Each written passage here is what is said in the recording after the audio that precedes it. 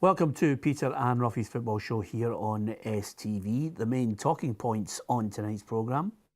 Motherwell manager Mark McGee could face a lengthy touchline ban after losing the plot at Pittodrie.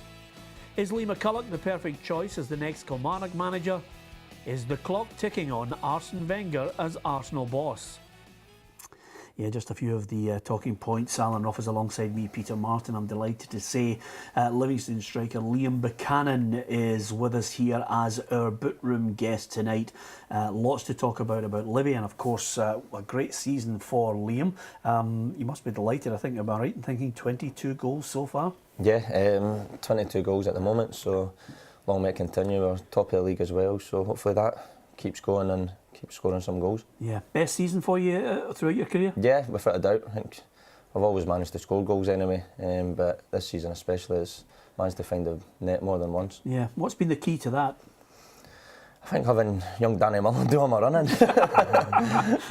No, the whole team, we're creating a lot of chances, getting in goal scoring positions anyway, and like I said, Danny up front does really well for me.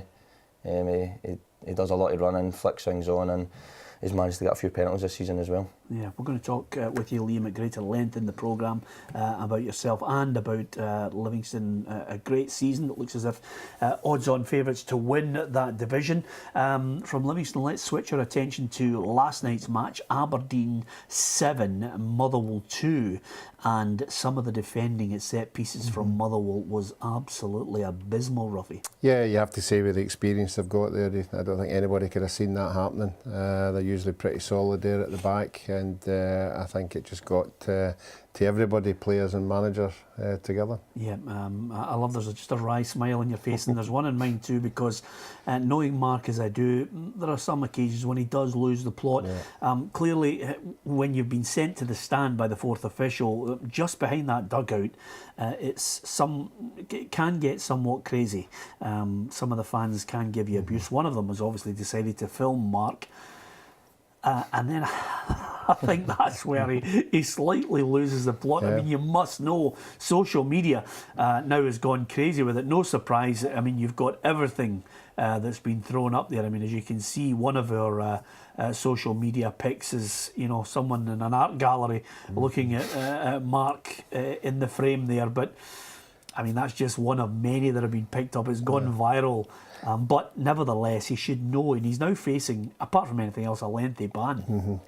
Yeah, but again, I think it just shows to everybody out there that managers and players are only human. There might be players on the park, but when things like that happen, you turn into just being the guy that you are. And obviously the embarrassment of losing 7 goals at his ex-club, obviously was getting a bit of verbal. I thought he did hold it together a wee bit until the guy actually said something, and then he just snapped. But I mean that's the pressures of playing football, and I think people have to realise that. Yeah, Liam, have you ever had the red mist come down and you just don't know? It's almost as if you've left your own body.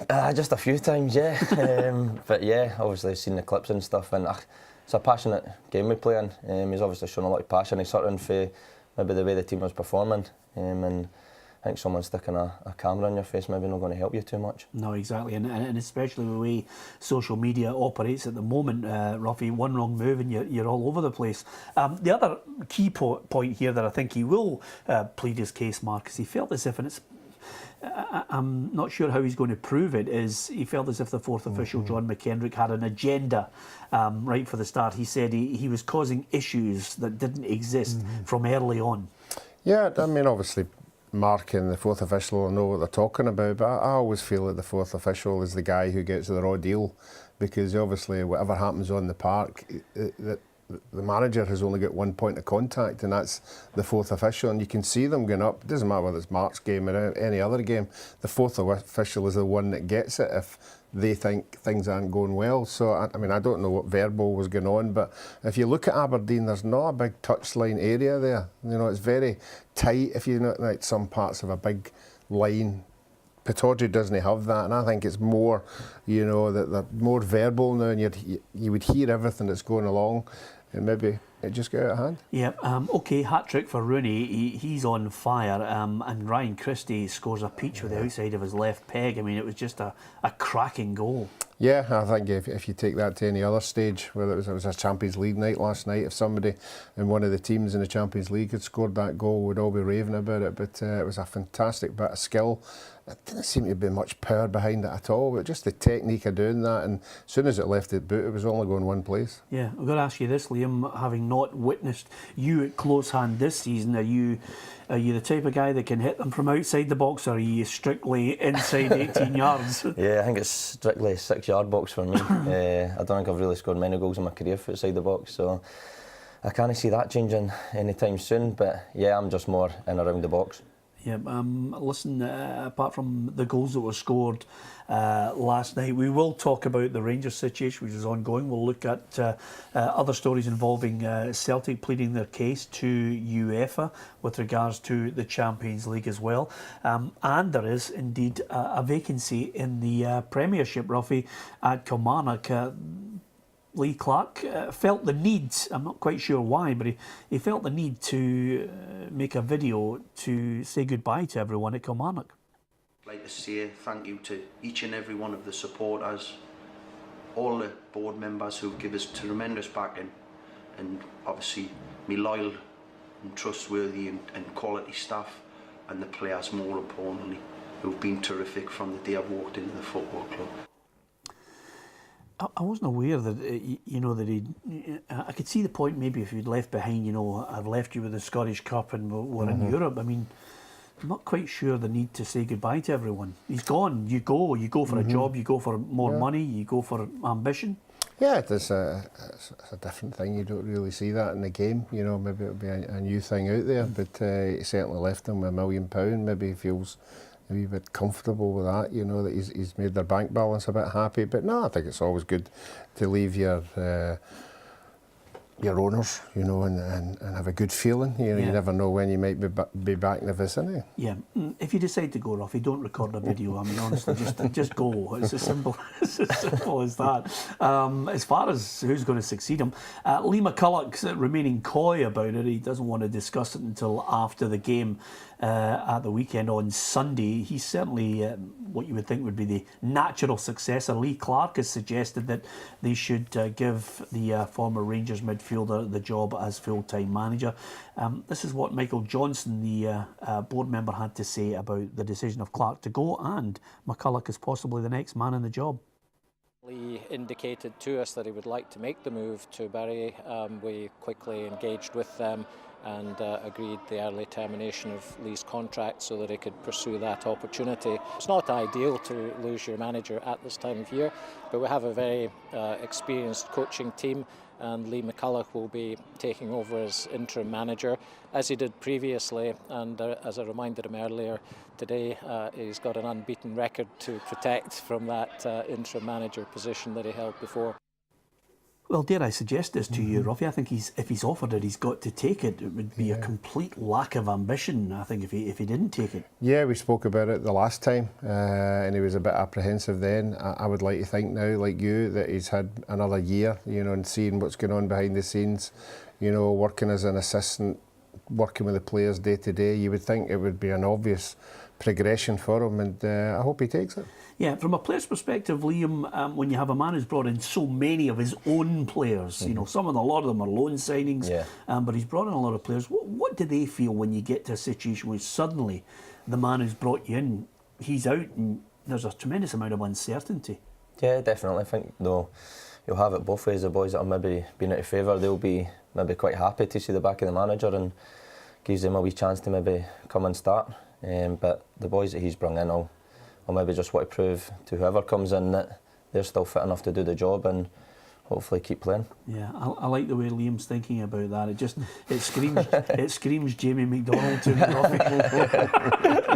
He'll be doing somersaults, won't he? Cartwheels going into the training. Yep. Chance for him to get back in. Yeah, I'd love to ask Lee Clark how that came about. Jamie McDonald for me was the man of the match in most of the games we saw and Player of the Year at any of the award ceremonies. So it's a strange one, but only he would be able to tell us what that was all about. Yep, absolutely. We'll talk about the vacant Rangers manager's job. It never seems to go away.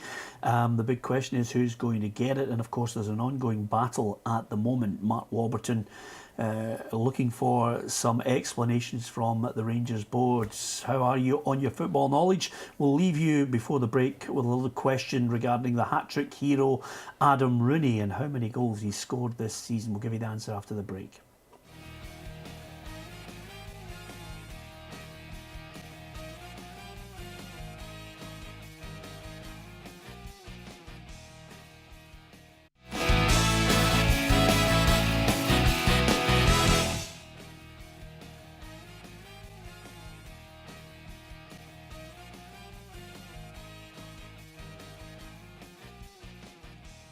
Welcome back to Peter and Ruffy's football show. The question just before the break there, Adam Rooney, 15 goals. Hat-tricks always help, Ruffy, but he's still away behind Liam Buchanan on 22. I mean, obviously, just in the break there, Ruffy, you had Liam in the running for the Golden Boot in Europe. I mean, that's putting a bit of pressure on him. Well, there's not many players in any divisions, you know. I'd get 17, 16, 17 league, and there's still a third of the season to go, so could be up at 30.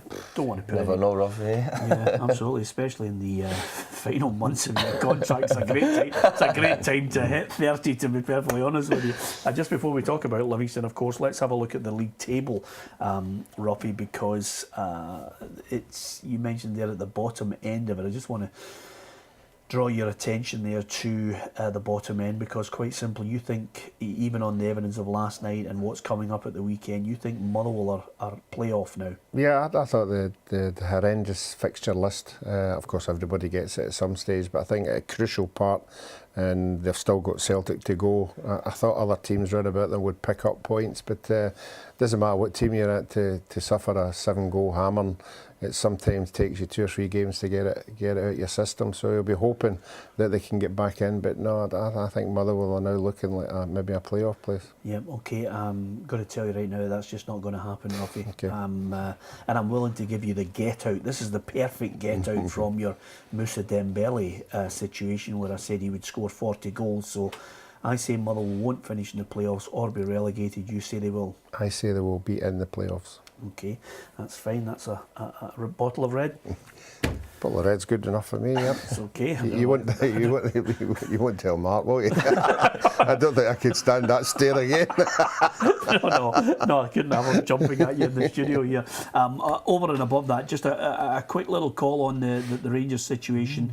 Of course, they've got Dundee at the weekend, and the key issue here is Graham Murty will be in charge. Robbie Nielsen's come out and said something interesting. Ruffy said he felt as if Rangers were going to employ a director of football, he needs to come in first before they get the manager, so that it's an all singing, all dancing team that's, in harmony. Well, I can see where you're coming from there, but I would have thought the manager first, and then you let him know who it is going to be, because I don't know if you can cast your mind back to, I remember when Neil Lennon was in the early stages at Celtic, was in there, and somebody suggested that he should have somebody. I mean, he wasn't having it at all. Yeah. He didn't want anybody with experience looking over his shoulder. He wanted to make his own decisions. He wanted to take it that way. But as I say, everybody's different. But I think if you have a director of football who comes in first, Liam, that man then has a say in who they employ. And suddenly, if you're a director of football who is openly favouring a certain person, he's more likely to be in tune with your ideas. Yeah, definitely. I think, first and foremost, I don't know how well the director of footballs work. It depends what the relationship's like, I suppose. But I'd imagine you would have to have your director of football in, and then he can maybe negotiate who he would like to see as manager and who he could work with, because I think at the same time they've both got to work well together for it to be a success. Yeah, absolutely. That one is going to rage on and on. I'm not quite sure how it's all going to pan out with the previous incumbent as well. We've been discussing it all this week. You can give us your thoughts on the Mark Warburton situation. Seems to be an impasse. He wants Rangers to explain how they thought he'd resigned. He says he didn't resign. The League Managers Association are involved, and clearly compensation will be debated. At Peter and Ruffy on Twitter and Facebook.com/Peter and Ruffy, give us your view on that as well. Livingston top of the table, favourites to go up. It's just been a great season. Give us your insight first of all into the manager and the team that you're playing in. Obviously, Hoppy is the manager. He's got great experience playing wise. Scotland caps, been at Leeds, Crystal Palace, played under some great managers. He talks a lot about George Graham, been a big influence on him. I think I can see when we do our box-to-box runs that's where the influences came from. But no, we're doing well. There's a good mix there. There's a bit of experience with a lot of very talented young boys coming through, and I think learning all the time. The manager's also a good manager. He's a good coach as well. You learn the game from him. I think a lot of the time nowadays the manager will just set a team up, and how many managers over the years do you learn a lot from? But certainly the manager is one that you look at and you listen to and you learn every day from him. And I think even myself, getting maybe in my sort of twilight years a little bit, is still learning from him and picking good habits up. Yeah, and with that in mind, I know you'll be a free agent in the summer. Goal scorers are at a premium at any division. Would you obviously? I mean, the key is to try and get yourself a longer term deal at Livingston first and foremost, and you'll be relishing the opportunity, I would imagine, Championship, trying to score goals at another level again. Yeah, definitely. I think, like you say, goal scorers are so hard to come by these days. But no, like at Livingston, great wee club. And hopefully, obviously, we had the disappointment last season getting relegated. And if we can hopefully go up this season and look at the Championship next season and see what happens. Yeah, and just on that point, what's the difference this time around? Livingston's problems have been well documented down through the years. This time around, there's not as much emphasis on the academy, although there are good young players there that people are looking at. What's the difference this time around? Do you think it's a more compact team, staying full time but not stretching themselves? Yeah, I think so. For a League One side, they're very professional. We've got your protein, your ice baths, the gym, Kitman and Cheb who works extremely hard for everybody. The physio is always harping on about sort of prehab and getting injury prevention. And we've got the GPSs, everything's set up to be a Championship and plus club. And it's up to the manager now to get a team on the pitch that get us back up there. Yeah, you're only 31. Give me the insight into why it's just, last season I think you get 14 goals. This season you're on 22. Are you becoming wiser, as a striker now, or is it just sometimes it's just when the team all clicks together? Yeah, I think personally I'm learning all the time. I don't think you can ever be too old or to learn. And I think a lot of credit's got to go to the boys in the team as well. We've got some fantastic players. The wide players are constantly getting the balls in the box. Midfielders always looking to try and thread the ball through, try and set you up. So as much as I'm scoring goals, the rest of the boys in the team deserve all the plaudits for getting us in the position we're in. Yeah. If I don't see you on that stage at the PFA Player of the Year Awards, I'll be absolutely gobsmacked, by the way. I can only suggest to you at this point, it means that you, in the last 4 or 5 months, in the last 2 or 3 months, your career's crashed and you stopped scoring goals. The form you're in at the moment, I mean, we wish you all the very best with that. From Livingston, let me get both you guys to give us your thoughts on a couple of things that have raised their head. Peter Lawwell, I noticed, is going to put some kind of statement to UEFA on behalf of the likes of Ajax, Anderlecht and a number of other clubs about they do not want them to go down this road of the Champions League being part of an elite group. Half of the 32 will already be taken up by the really strong countries, the four biggies. They want it to be a bigger, obviously something like an extended 48 team group stage Champions League to give people, the smaller countries a better chance, Ruffy. Yeah, no, I think it's good that the clubs like that are protecting the other clubs, because let's not forget about it. Ajax and Celtic were pioneers in European football. They have a fantastic history in European football. So just because they're maybe not where the big boys are just now doesn't mean that they should be dismissed. Yeah, okay. Arsene Wenger, is it time up, Liam? If you're looking at it as a complete neutral outside the English football, 5-1 against Bayern Munich was a hammering last night. Yeah, it's obviously not a great result for them, is it? They obviously wanted to go over there to give themselves a chance come the second leg, but I don't think there's really too much hope now. I think the last couple of seasons, Man United have not been as strong, Chelsea maybe not as strong, but I think these teams are getting stronger now, and Arsenal still maybe haven't had great success while they've not been strong. So it maybe looks like a wee change there would maybe be good. Ruffy, 3 league titles. It's been a long time since they've won it. 2004. Is the game up for him in the summer, do you think? I think it'll be his decision. I think a lot of people got a lot of sympathy for what he's done there. You know, I know there are supporters, you know, go against him on numerous occasions, but if we think back to the fabulous players that he brought to that club, I mean, they were absolutely unbelievable. But I think it'll be his decision, and maybe it is time maybe for him to move back to France or Spain or something like that. But I still think he's got something to offer. Okay. Liam, we wish you the best for the rest of the season. 22 goals and counting, let me tell you.